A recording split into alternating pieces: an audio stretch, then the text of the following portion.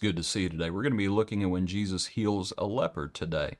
Our hymn is called, I'll Be Satisfied Then. When all my trials and cares are o'er, when I shall stand on the golden shore, if I may hold my Savior's hand, I'll be satisfied then. I'll be satisfied then. I'll be satisfied then, if I may hold my Savior's hand. I'll be satisfied then. Thank you, Lee. Verse 2.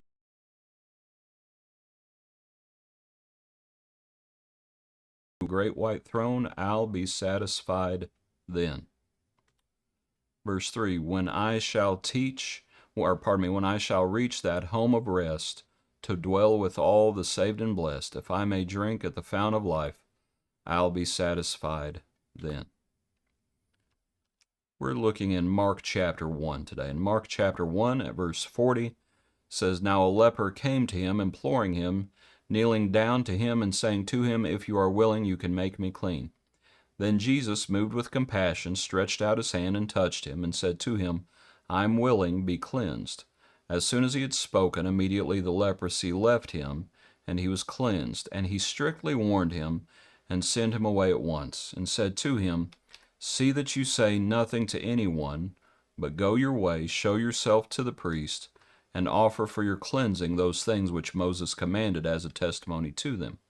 However, he went out and began to proclaim it freely and to spread the matter, so that Jesus could no longer openly enter the city, but was outside in deserted places, and they came to him from every direction. You know, it's an interesting account, because Jesus strictly warned him, don't tell anybody. Go to the priest, do what Moses said. Go to the priest, make the offering, right? Offer for your cleansing those things which Moses commanded as a testimony to them, and then the priest would declare them clean. And he strictly warned him, but what does the man do? In his exuberance, in his excitement, he disobeyed the Lord. The Lord told him what to do, and he disobeyed. We'll come back to that. But actually, let's go ahead and make the point. He disobeyed, and there were consequences for that.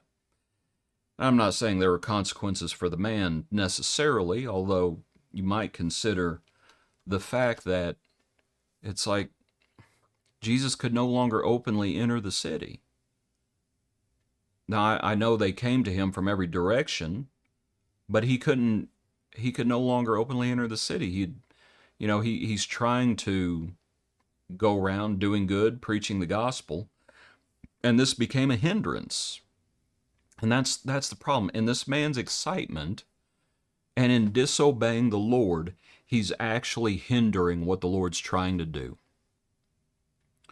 And you might think about that, because it's an interesting lesson that sometimes people, in their zeal and their excitement, they stop doing what the Lord tells them to do, and they're just all fired up, and they're all gung-ho. And it's like, yeah, but you need to do what the Lord wants you to do. Well, yeah, but they're really zealous. You need to do what the Lord wants you to do. Otherwise, you could very well hinder someone else. By disobeying the Lord, this man was hindering the Lord's work. I know he was healed, and I know he was excited he was healed.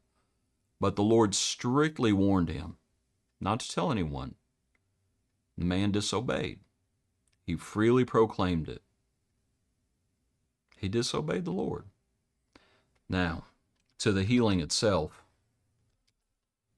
The man had leprosy. He was unclean. You know, when I was thinking about a leper came to him imploring him, you can tell this is happening in private. For Jesus to say, don't tell anybody. There's not a multitude around him. There's not people around him. It says, don't tell anyone. That means it's private. And so then the question is, so why did the Lord touch him then? Because sometimes we talk about the Lord doing things like this, right? Jesus touched him. Well, why did he touch him? Oh, well, it was so everybody else could see. Well, there wasn't anybody else. There weren't others, perhaps disciples. But the multitude's not there at this point.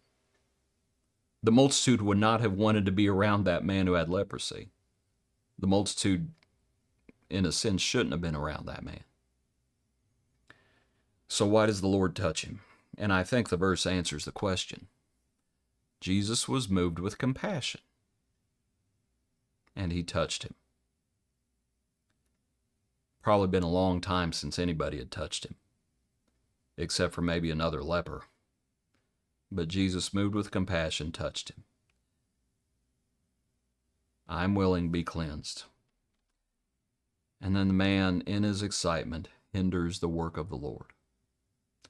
It's kind of it's a lovely account, but at the same time, it makes you pause and think about things. Sometimes people in their zeal, it's good to be zealous, but do what the Lord tells you to do. Otherwise, you're getting in the Lord's way. Appreciate you. Hope you have a good day. Join us tomorrow for another portion of our daily praise.